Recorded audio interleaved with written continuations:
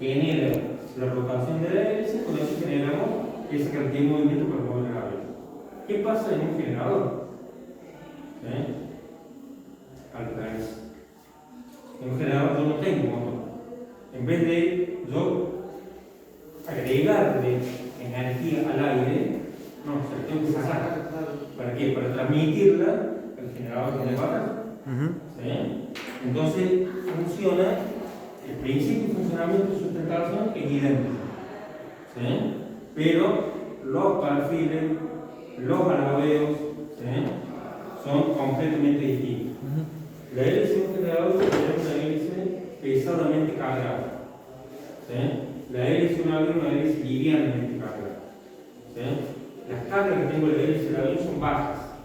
Las fuerzas que actúan en la hélice del avión son bajas. Las fuerzas que actúan son muy altas. La hélice tiene que ser mucho más robusta. La hélice de un generador se parece mucho más a la hélice de un helicóptero, más que la hélice de un avión. Baja velocidad, y muy robusto. Entonces, ¿cómo funciona? De la misma forma. Solo que acá yo giro en base a la sustentación, como siempre, pero la velocidad que yo doy del aire es la velocidad que viene natural del aire, no la velocidad de rotación que tenía en el motor. ¿Se entiende? Sí. Por eso que la hélice sustenta, la hélice del avión sustenta con velocidad cero. Con velocidad cero, que puedo decir como frena y acelera, si soltas los frenos, se recupera. Está sustentando la hélice. En este caso, velocidad cero no pasa nada. La hélice no se mueve. ¿Por qué? Porque toma energía del aire. Entonces, ¿cuál es el secreto para que esto funcione? Que siempre esta pala vea la misma velocidad. Todos los perfiles vean la misma velocidad, para la cual, teóricamente, los hemos diseñado. La hélice se diseña para una velocidad, está, digamos, de diseño. ¿Cómo se elige esa velocidad de diseño? Con los mapas de viento y con los datos de viento. ¿Cuál es la velocidad promedio del viento? ¿Cuál es la mediana del viento? ¿Se acuerdan qué es la mediana? No. O sea, escuché alguna vez, pero la verdad que no me acuerdo.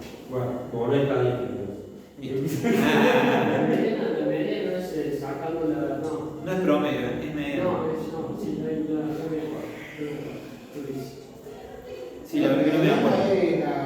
Debe ser la velocidad del viento anual, de tiempo. No. Es parecido al promedio, pero no es promedio. La mediana es el valor que más se repite. Ahí va. Es el promedio, el máximo mínimo dividido la cantidad de veces. La mediana es la que más se repite. La mediana es la que más se repite. Entonces, ese valor que más se repite es el cual yo tengo que diseñar.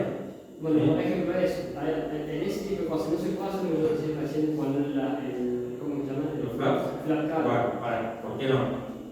Sí. Porque yo lo diseño para esa velocidad. Sí. Bien, tengo que más se repite. Bien. ¿Cuántas horas? ¿Cuántas horas de viento tengo? Eso lo tengo que estimar para ver cuál va a ser mi rendimiento del generador. No entra en lo que es la velocidad de cálculo. Eso sí. ¿Eso también se media o no? ¿La velocidad de las horas, la cantidad de horas se media también? ¿O se saca un estimativo aleatorio? Si está la cantidad de horas, hay estaciones que tienen la cantidad de horas de viento. Con los aparatos que digo es fácil de medir. Vamos a la hora que empieza a girar, la hora que deje de girar y ese es el tiempo. Hoy con la electrónica que hay unos problemas antes, donde tenían que ir a personas más, ¿no? Ahí sí es un poquito más complicado. Bien. Bueno, ¿qué otra consideración tengo que tener en cuenta para el diseño? La velocidad máxima. Sí. Porque la velocidad máxima va a estar ligada con cuánto sustenta este perfil a esa velocidad y cuánto resiste esto. Para que nos quiera. ¿No? Nuevamente X. Y el otro, la velocidad mínima. O sea, ¿a qué velocidad estos perfiles comienzan a generar, a sustentar? Bien, con esos datos yo hago el diseño. El diseño, cuando trae el trabajo, lo que se hace es, bueno, se eligen los perfiles de acuerdo a la robustez estructural, de acuerdo a estas velocidades. En la tabla de los perfiles, el libro de perfiles, hay ciertas características que me dicen cómo sustenta cada uno. En base a eso lo elijo. Se eligen los perfiles y eso se mete en un programa de computación. Imagínense en 1995. Yo tenía una AT286. En realidad no tenía ninguna, tenía mi compañero. Esto se hace con lo que son integrales, integrales salva, integrales de línea, análisis de S3. Bueno, se divide, para el diseño se divide esta longitud, se divide en varias estaciones, muchas estaciones, y se ve un programa que calcula la fuerza de sustentación, que es esta fuerza que dijimos para arriba, la fuerza de resistencia, porque el perfil también nos pone una resistencia, que va en contra del movimiento, que tenemos que minimizar. Entonces ahí entra el juego de la teoría. Sobre decir, las tres teorías que están metidas adentro de esa parte. Bueno, anécdota, cada corrida de ese programita que habíamos hecho, programa de QBasic, duraba en la 286 40 minutos. Y para diseñar esa pala hicimos más o menos 100 corridas. O sea, lo largamos, hacemos todos los cálculos, todo, ponemos todo, lo largamos y nos íbamos a. Cuando veníamos cruzando los dedos porque no hubiera pasado nada y se hubiera clavado en medio. Ese fue el trabajo que hacíamos. Mejoró mucho cuando yo tuve una AT486 que pasó de 40 minutos a 30 segundos con un procesador matemático. Imagínense que esto yo lo hice con mucha tecnología. Esto se hacía con regla de cálculo. ¿Ok? En el origen del tiempo, tengan en cuenta que toda la teoría que yo les menciono acá, la última teoría fue de 1929.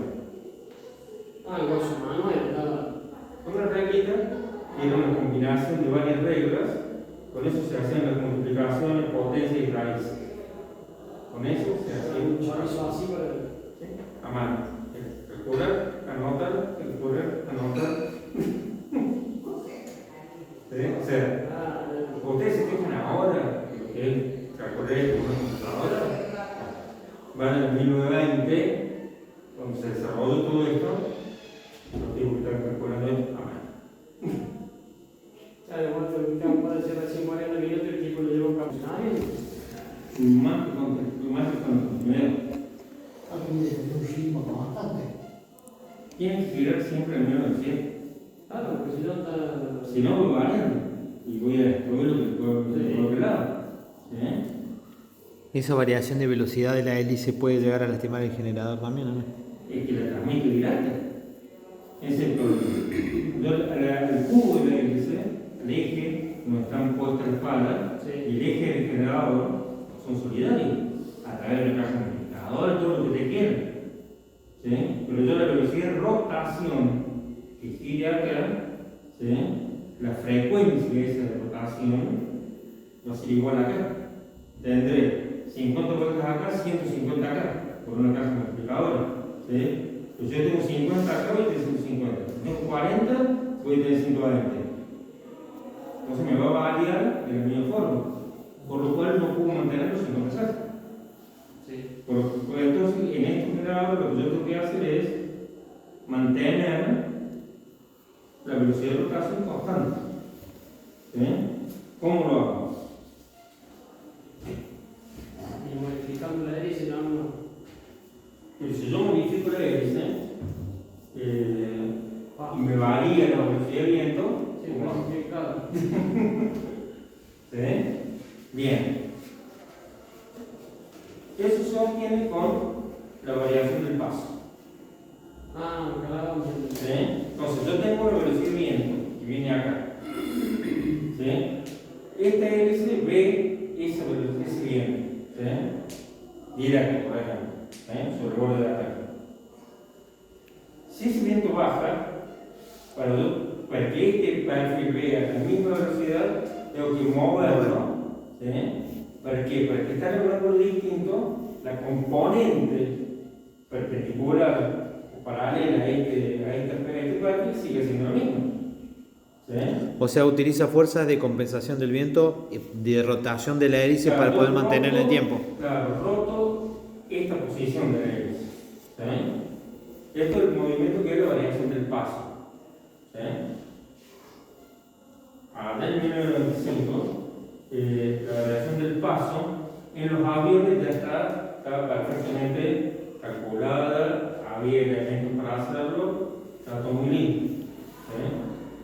En el caso nuestro, cuando diseñamos esto, ¿cómo hacemos el movimiento de la hélice? ¿Cómo hacemos que a una determinada velocidad de viento la hélice gire con un determinado ángulo y determinado sentido? ¿Sí?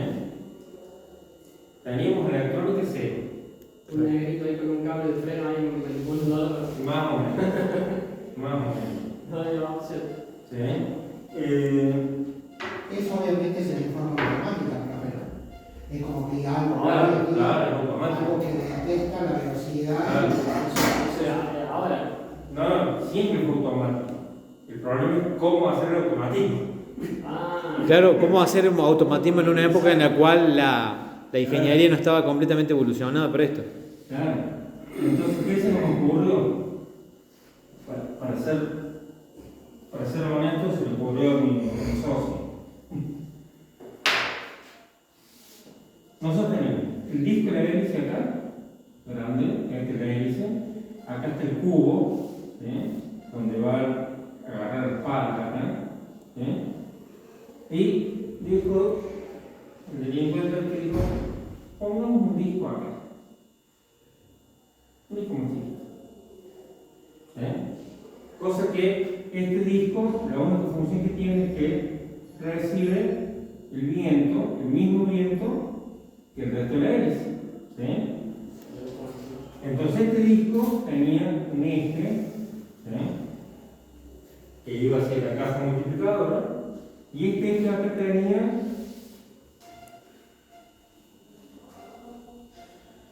unas bolas de watts. Unas bolas de... Las bolas de watts. Las bolas de watts. Qué grande, watts. Un conjunto, ¿sí? De normalmente 3 esferas, ¿sí? De acero normalmente, ¿sí? Que cuando esto lo empuja, esto se abre, ¿sí? Y cuando esto acá venía con un resorte, toda la historia, ¿sí? Entonces cuando este viento aumentaba la velocidad, este disco, ¿sí? Se corría hacia atrás, porque aumentaba la fuerza que hacía el viento y el aire sobre el disco. Entonces corría hacia atrás, comprimía este resorte, ¿sí? Y abría las... Y abría las bolas estas. Al abrir las bolas estas bolas estaban ligadas, también por otros ejes, a los palos. ¿Sí? No, un quilombo importante. Entonces, cuando esto se abría, la pala giraba en un sentido. Cuando esto se cerraba, giraba en el sentido contrario. Digo, está automatizado, pero mecánicamente. Automatizado mecánicamente. Y entonces utilizaba la fuerza de la mecánica para la compensación. Claro, auto electrónico. Tenemos una sonda pitota acá, directamente, que lee las diferencias de presión. Cuando le doy la diferencia de presión, le doy la hora de receta y la central hace lo que tiene que hacer. Bien, ahora una pregunta para saber, al margen de que este procedimiento se utilizaba en las palas en aquel tiempo de esta forma mecánica y hoy se utiliza de manera electrónica, para mantener una constante en el viento para evitar que el generador se rompa, para evitar que las aspas se descalibren, Bueno, para evitar ¿qué? esto es para mantener la velocidad de rotación. Yo tengo que, si esto estaba diseñado para girar 50 vueltas, por la caja de multiplicadora, esto me lleva al generador a 1500 vueltas. ¿Sí? Yo tengo que mantener en el generador 1500 vueltas, sí o sí. Más o menos, lo mejor decir el 1%. ¿Sí? Re poco porcentaje. Claro, es lo que me permite la variación de los 50 Hz. Bien. Si yo tengo 50 Hz, le meto 50 Hz a una paleta y de imprevisto se lo mando 100 Hz, Sí, se quema todo. lo destruyo. ¿Sí? Entonces, yo tengo que mantener ese generador en 1500. ¿Y ese es el problema de la mayoría de los incendios grandes que se ven en los generadores? ¿Es por eso, producto de esto? No. Esto es por otra, los incendios, los accidentes son por otra. Generalmente el accidente en el generador se embala. Se embala, falla el freno, falla el sistema de seguridad. Entonces al rotar a una velocidad excesiva, salta la pala o salta el generador, ¿sí? Se prende fuego. Se prende fuego. ¿Sí? Entonces, yo con este sistema, yo censo y voy corrigiendo automáticamente esta posición de pala. A mí me va viniendo el viento. ¿Sí? Con eso mantengo mis 50 vueltas constantes. O sea que básicamente uno no lo ve, pero posiblemente constantemente eso se esté moviendo. Constantemente se mueve. Ajá, bien. Constantemente se mueve. ¿Sí? Al estar controlado por una computadora, los movimientos son muy rápidos. ¿A partir de qué punto se detiene una hélice por sistema de seguridad? Depende cuál sea la velocidad máxima de diseño. ¿Sí? Normalmente, los generadores estos están diseñados para la velocidad entre ahora los 7 y los 12, 13 metros por segundo. ¿Sí? Estamos hablando 7 por 3.6, 25 km por hora, 25 a 40. a 40, 45 km por hora. ¿Sí? Son relativamente lentas, digamos. Es que con viento fuerte tampoco es posible, porque las cargas estructurales sobre esto son muy grandes, muy grandes. ¿Sí? Porque, por ejemplo, ¿cuánto pesa un aspa de estas? ¿Cómo se le denomina? ¿Aspas? Aspas. ¿Aspa o palo? ¿O palos? Aspa por los españoles, palo por nosotros. ¿Cuánto? Y más o menos unas 8 toneladas. 8 toneladas. Cada uno. Estamos hablando de 20 toneladas de jugo de 3 palos, más o menos. 80 toneladas cada uno. 8 toneladas. 20 son 20.000 kilos. Rotando. O sea que el profe, en este caso en particular, como está en la torre, me imagino la mayor carga la tiene el eje, porque el eje es el que agarra las palas y el que... Sí, pero está muy incluido lo que son los rodamientos que tiene el soporte de la barquilla.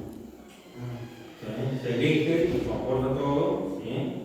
Lo que gira, pero que suelta en unos pequeñísimos rodamientos que son de este tamaño, ¿sí? Que tienen el rodamiento aquí en la punta, acá, donde agarra el cubo, y tiene varios rodamientos que van atrás hasta que le hacen toda la cuna del hilo. Y por ejemplo, cada pala se fabrican estas palas, se dimensionan de acuerdo al lugar en donde estén. Por ejemplo, una cosa es el viento de Comodoro Rivadavia y otra cosa el viento del sur de Córdoba. Eso se modifica de acuerdo al tamaño de las palas, el motor, se modifica todo. Eso de acuerdo al juego que ¿cuántos querés generar? Este generador, que fue un prototipo, que lo que vamos a implantar, no podemos hacer todo, estaba diseñado para generar 5 kilowatts. 5. 1995. La hélice completa tenía 4 metros y medio de diámetro. Dice que se supone que la... Este es un El prototipo, es una escala. No, esta es la real. ¿Ah? Esta es la real. Estos son más o menos 1,90 metros más o menos. Los otros 35 centímetros son parte del cubo que va acá. ahí está. Claro. Tenemos una pala puesta así, la otra por el otro lado, ¿sí?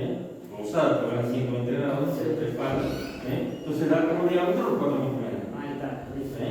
Si siempre en el cubo tenemos más o menos un 30% del diámetro en parte del cubo.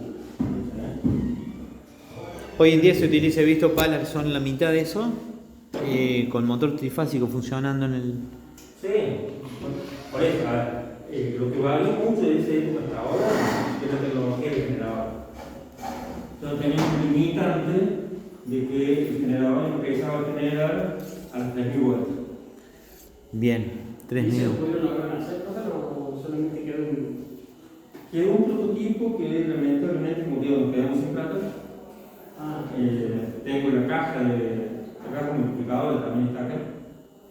Que la alcanzamos a armar con placas de aluminio, engranajes de tornos. Es un laborito bastante interesante y bastante caro.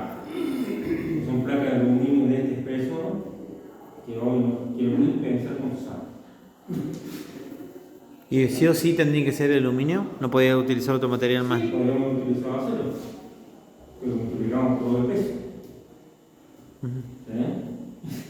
O sea, es más, también como anécdota, cuando hicimos el diseño de la caja multiplicadora, lo hicimos como parte de una materia, que era dibujo de máquinas.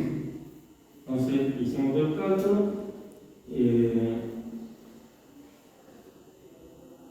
nos dio un cámara, hicimos un plano, en AutoCAD, en aquella época ya, para el plan real, una caja de 1 metro y pico, bastante interesante, un metro y pico de acero prácticamente, todo el grano que llega. Se lo damos al profe, el dibujo de máquina. Ahora, mira, viene el otro delincuente que era el titular de cátedra. Sí, la verdad, viejos conocidos, delincuentes. Mira, ¿te gusta? Muy lindo, ¿te gustó? No. Y se va a decir, ¿qué coeficiente de seguridad usan? Porque cuando se diseña, siempre se pone un coeficiente de seguridad. Yo tengo una carga de diseño, ¿sí? Pero yo tengo que suponer que uno puede cometer errores en los cálculos. ¿Por qué? Porque mis datos no son completamente fiables. O sea, yo acá tengo una velocidad de diseño máxima, por ejemplo, de 15 metros por segundo. Está todo bien. Yo digo que esos 15 metros por segundo y lo va a alcanzar, no sé, el 1% de los casos. Pero tengo una ráfaga. Y en vez de 15 metros por segundo, me fue 20. ¿Sí? ¿Cómo diseño ahí? ¿Diseño para 15 o diseño para 15 y un poco más? ¿Sí? Cuando hago los cálculos de carga, también yo supongo una carga, hago una hipótesis, y sobre esa hipótesis diseño. El material tiene una resistencia. Yo diseño la resistencia del límite plástico, que cuando se deforme vuelve el material a su posición original, o me voy a tomar mayor margen por la duda, no pase algo. Siempre se toma un margen. Sí, también para que se use la cosa, pero siempre se toma. Claro. Siempre se toma un margen. ¿Sí? Nosotros le hemos puesto a esa caja un coeficiente de seguridad de 2. ¿Sí? O sea, teóricamente nuestro diseño podría resistir el doble de lo que estaba diseñado. ¿Sí? Bien. ¿Por qué 2? Y porque nosotros somos aeronáuticos. En la aeronáutica se usa como coeficiente de diseño 1.5. ¿Sí? Para piezas normales y piezas muy críticas se va un poco más arriba. 2 o 3, pero no más de ahí. ¿Por qué? Por el tema peso. Ten en cuenta, si yo tengo un eje que me resiste para una determinada carga con 10 milímetros, yo le pongo coeficiente de 2, tengo que hacerlo de 20. Claro. Directamente estoy multiplicando el peso. ¿Sí? En aviación el peso es más de pagar. Claro. Es lo más liberal posible, porque bueno. ¿Sí?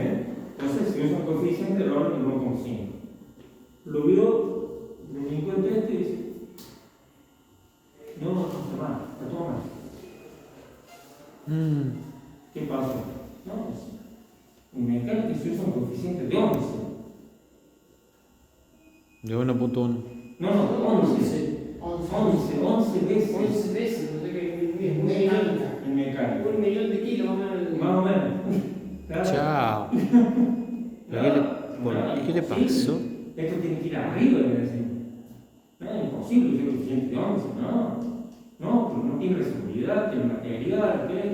No importa, buscaremos mejores materiales, buscaremos mejores procesos. Claro, que si no después tenés que pensar en eso, digamos, en vez de usar, digamos, vos querés hacer un porcentaje más alto, si uno quiere aumentar el peso, tenés que cambiar la Tenés que cambiar la estructura si quiere hacerlo de 11.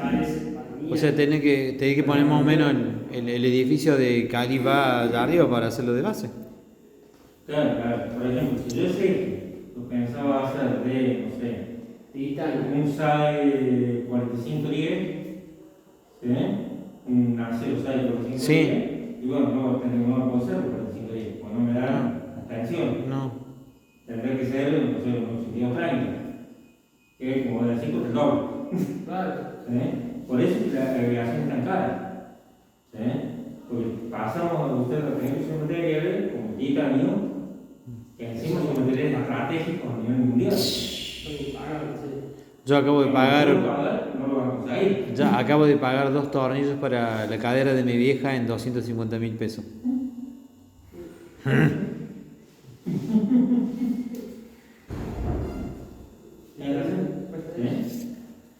Ven que el diseño de esto tiene su complejidad. ¿Sí? Calcular esto es muy fácil una vez que hemos calculado que lo hemos puesto en el computador. Pero ¿cuál es el programa que tiene que ir en el computador? No es que yo busco por Google el programa para diseño de X. ¿Sí? Sí, lo trae cualquiera. Nosotros probamos, son 400 hojas de cálculo que tiene ese trabajo. ¿Sí? Entonces, lo mantengo así, con el control del paso. Hoy mucho más simple, todo electrónico. ¿Sí? ¿Cómo lo freno? ¿Sí? Con el mismo control de paso. No tengo la posibilidad de frenarlo con flaps. ¿Por qué? Porque el flap funciona a cierta velocidad. Hubo un accidente por 1998, de un DC-9. ¿Cuál es el fragmento de eso? El fragmento. ¿Sí? ¿Qué pasó ahí?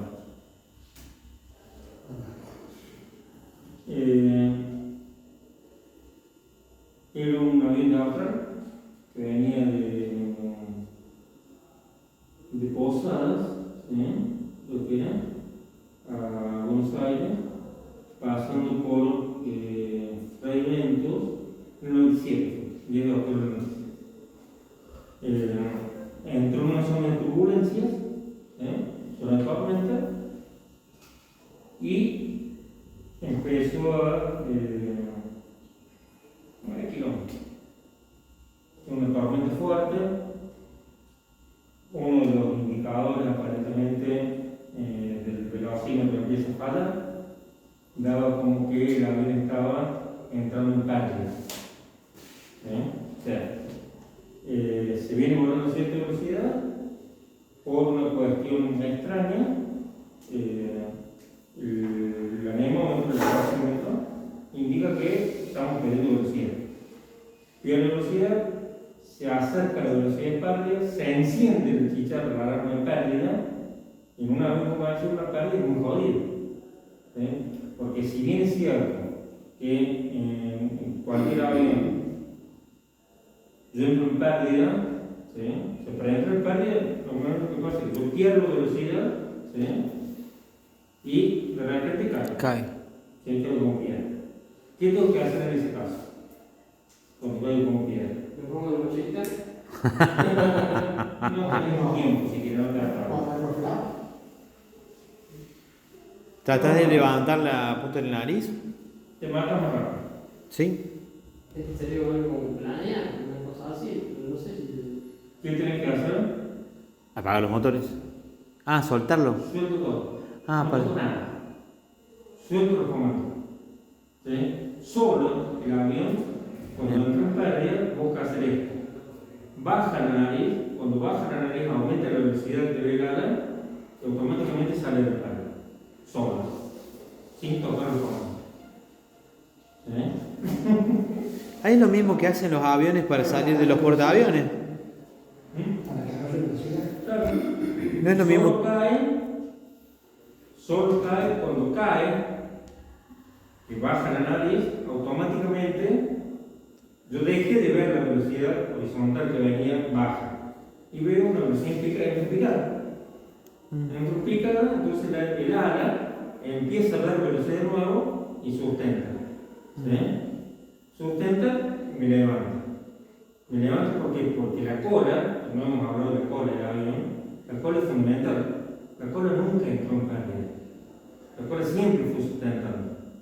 Siempre fue manteniendo ese control para que el avión entre en la picada. Cuando entra en picada, el ala levanta, la cola se baja y sale de nuevo. Pero no es lo mismo que hacen los aviones algunos para salir de los portaaviones al principio, ¿Sí? que hacen que levanten las manos los pilotos para. El piloto no toca nada justamente para que el avión haga esto solo. ¿Sí? Cuando sale, especialmente como vemos ahí que sale de la isla, ¿sí? Que hace salta para arriba y después cae, el piloto no toca nada. Cuando el avión estabiliza, sustenta, ahí recién agarra el doble. Y ahora he estado viendo que los aviones, por ejemplo, hablando de esto del aterrizaje, hacen como una especie de vuelo vertical antes de. Eso tiene otra explicación. Eso tiene otra explicación, lo hacen hormigas y no es un aterrizaje, sino un estrellamiento controlado. ¿Entendés? Clarísimo. No sé cómo está por meter un palochazo y decimos, no tengo. Qué bárbaro. ¿Sí? Entonces, con eso claro yo le hice en un vuelo de prueba. Hicimos un Cessna en el aeropuerto de Córdoba. Hermoso. Sensación. Hermoso salir vivo. Hermoso salir vivo. Sí. ¿Qué pasa con esto? No puedo usar el flash, porque tendría que el primer control sobre un flash de una pala es distinto al control del otro, porque a diferencia de la ala del avión, yo tengo la estela de la pala anterior de la que que me modifica la reparación del viento. Claro. ¿Sí? Porque el avión lo tengo limpio, digamos. ¿Sí? Entonces yo tendría que modificar el ángulo de flash de una, el ángulo de flash de la otra ser distinto y el ángulo de la otra ser totalmente distinto. Claro. ¿Sí? ¿Se puede hacer? Y probablemente sí. Pero ahí tengo un problema. Constructivamente meter un flap acá implicaría hacer esta pala en dos partes. Claro. Claro, porque es algo mecánico la razón. No solo que es algo mecánico, sino que la forma de construcción de las alas, ¿sí? O sea, la forma de construcción tradicional de una ala es con cuadernas y larguero. Y recubrir un recubrimiento normalmente de aluminio o puede ser también de carbón o lo que fuera. ¿Sí? Pero en el último larguero yo pongo el eje del flap y corto mi ala, la corto acá como construcción. ¿Sí? Y hago el flap que tiene su propio perfil, lo hago. En este tendría que hacer lo mismo. ¿Sí? Se me complica la construcción, por un lado, ¿por qué? Porque un ala del avión nunca tiene más de 30 metros. El ala del 747 tiene 30 metros, y es una de las más largas. ¿Sí? En esto tenemos palas de 80 a 100 metros. Sí. Muy largas, demasiado muy largas. Muy largas. Ahora, digo, constructivamente, ¿por qué no se podría pensar, por ejemplo, en vez de un flap en la misma pala, poner un flap pegado al cubo de donde están puestos el eje central? ¿Qué te modificaría? Y modificar el aire de entrada de cada una de las palas. Pero ramificar la zona de acá, nada más. ¿Y esto? ¿Allá a los 80 metros de distancia? Sigue viendo lo mismo. Tenemos que es muy largo.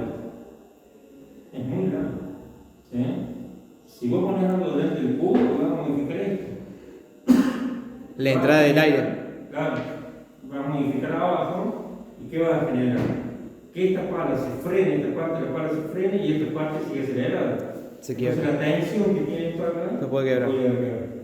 Claro. ¿Sí?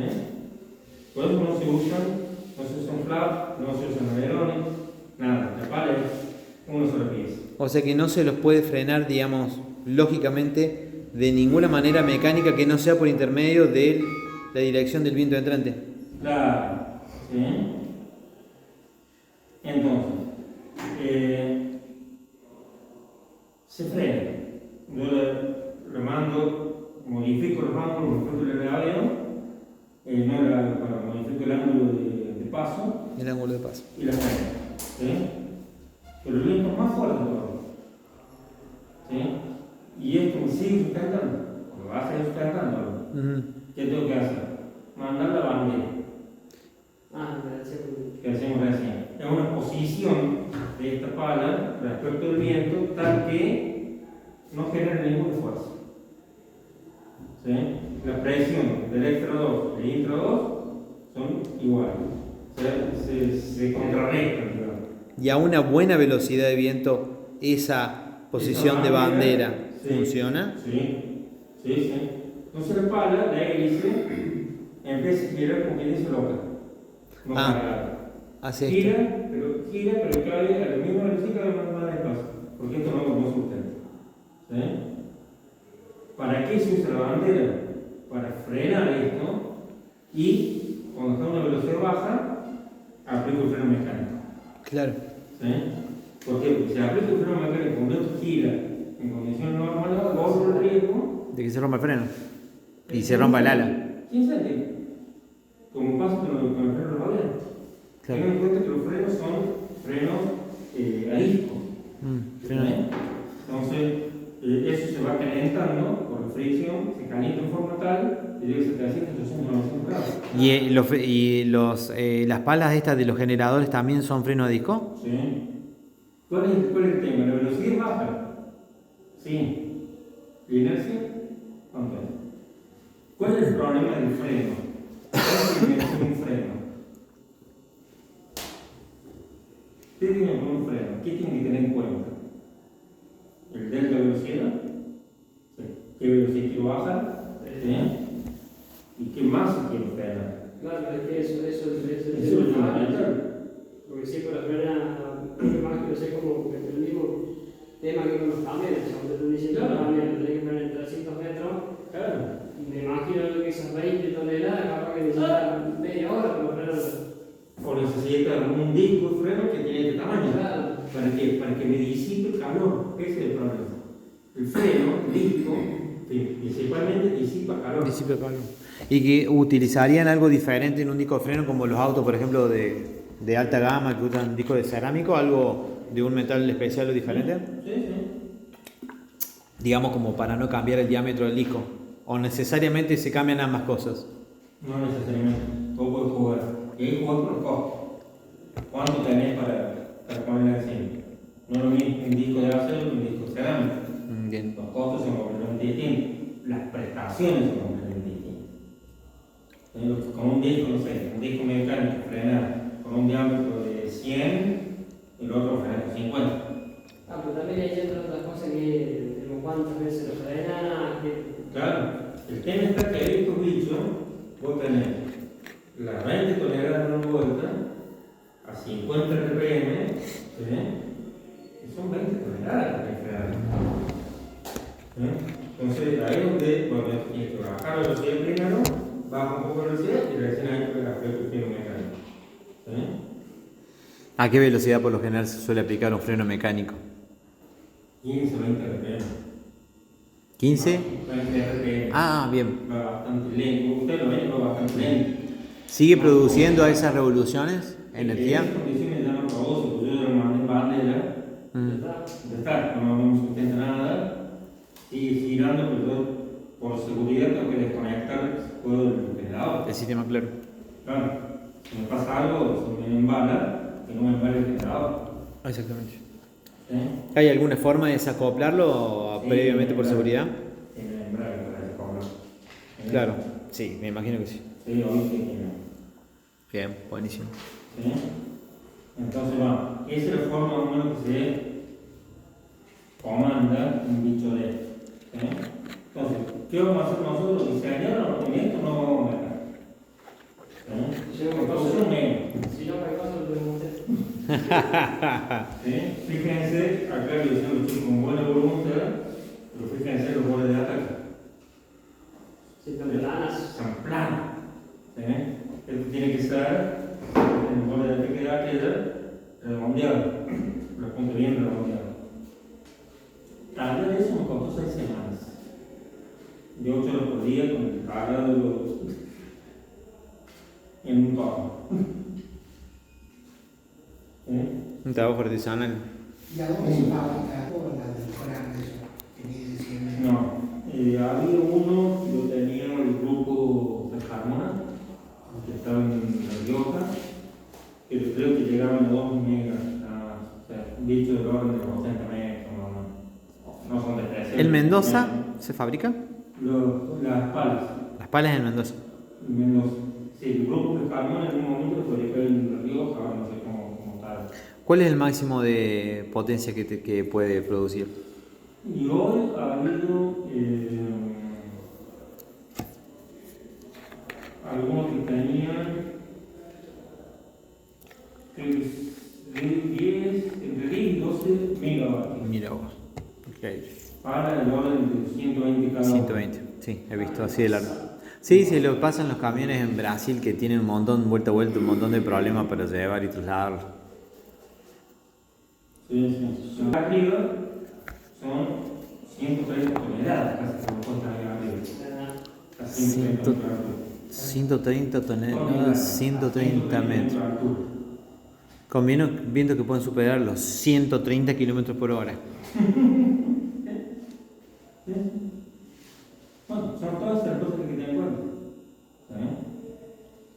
Entonces, ¿qué tenemos que mencionar? Tenemos que mencionar el generador para el alquilo. ¿Sí? Bueno, ¿qué generador vamos a tener? Y que veremos por el cuánto. Y no sé, tenemos 10 metros por segundo. ¿Y cuántos kilos? 2 metros. ¿Sí? Bien. Velocidad máxima del lugar. ¿Sí? De la velocidad máxima del lugar, del viento, multiplicado por un factor de seguridad del 30%. Entonces, el 130% de esa velocidad va a ser lo que yo tengo que tomar como velocidad de diseño máxima. ¿Sí? Entonces, ¿qué significa eso? Que con un viento de 130, si la velocidad es 100, con un viento de 130 km por hora, yo me quedo tranquilo que el generador no se cae. ¿Sí? Si pasa los 130, lo Arriba. pero se puede caer. ¿Sí? No quiere decir que se caiga, cuidado. Se puede caer. ¿Sí? Pasa lo mismo que el otro día leyendo, escuchando una entrevista de uno de los pilotos que se jactó en Marbella. El tipo se jactó a 9. Pero se puede romper. Si tengo una ráfaga de 170, pues puede romper. ¿Cómo se tiene que romper? ¿Cómo qué? ¿Cómo se tiene que romper? Yo tengo que prever cómo se rompe el bicho. Ah, claro. Para que haya el menor daño posible. Claro. Por lo general yo he visto que se quiebran, 2 o 3 veces he visto que se quiebran desde el mástil de la mitad para abajo. Del toro. En el toro normalmente a cierta altura se ponen fusibles. ¿Sí? Los puntos más débiles, calculados para resistir obviamente los 140, 150, 160 lo que fuera, pero que superar esa velocidad, donde ya peligra de romperse desde la fundación, desde abajo, se rompe ese fusible. Se rompe ese fusible, se quiebra y cae esa parte de arriba. Entonces, si yo tenía 210 metros por arriba, me caerán 100, 120. Y se pliegan a la mitad. ¿Sí? Y el daño que me hace no es en un radio de 200, Sino de 100. En un radio de 120. ¿Sí? Que es el radio de la parte de abajo del mástil. Claro. Si se me rompió como estructura, no hablemos que se desprende una pala porque yo soy otra historia. O se desprende una pala, ahí la cosa puede volar a cualquier lado. ¿Sí? Por eso es que tenemos que tener mucho cuidado cuando diseñamos el cubo para que la pala sea lo último que se desprenda. Aunque es un extremo. Claro, tiene que haberse caído. Y de una vez que se cayó, la pala no se desprende. Aún así, accidentes en los cuales la pala se embaló, fallaron los frenos, fallaron las protecciones y allá fue. Ten en cuenta que esto es una fuerza centrífuga. Sí. ¿Sí? A 50 vueltas, que te pareció que Qué lento iba. Anda ponete al lado. Anda que te peguen esa palita por los 50 vueltas. ¿Sí? Que no te encuentras por el ojo, otra pala no te encuentras. ¿Sí? Imagínense que eso se multiplica por 4, 5, 6 veces. La fuerza centrífuga la arranca la pala directamente. El cubo no puede resistir 2, 3, 4 veces. ¿Sí? Son coeficientes que serían excesivamente altos, ¿sí? Que hacen imposible la construcción. Claro. ¿Sí? Y no hay forma de super asegurarlo al cubo de la pala. No. Y poniendo, por decirlo así vulgarmente, un par de tornillos más. No hay forma. No hay forma. Es por eso que se busca que se rompa antes. Claro. Eje horizontal. Porque son los que tienen la hélice, ¿sí? Con el eje paralelo al suelo, digamos. Claro. Los de eje vertical tipo Saonius son los que tienen las palas raras, digamos. Sí. O el otro que tipo los Cilíndrico. Claro. ¿Y eso lo tiene que Córdoba como para ir a ver esas cosas o no? ¿O es complicado? Aquí en Córdoba no fue nada. Estaba Nordes, un Fadet que hacía las carcasas. Era interesante porque estaban las carcasas, los cubos. Uno tomaba dimensión de realmente el tamaño que tiene los bichos estos. Al último no verlo en tierra, pero que sea verlo. Y ir a un parque sería lo único. Sí. ¿Cuál? Y el río Cuarto es el más cerca que queda.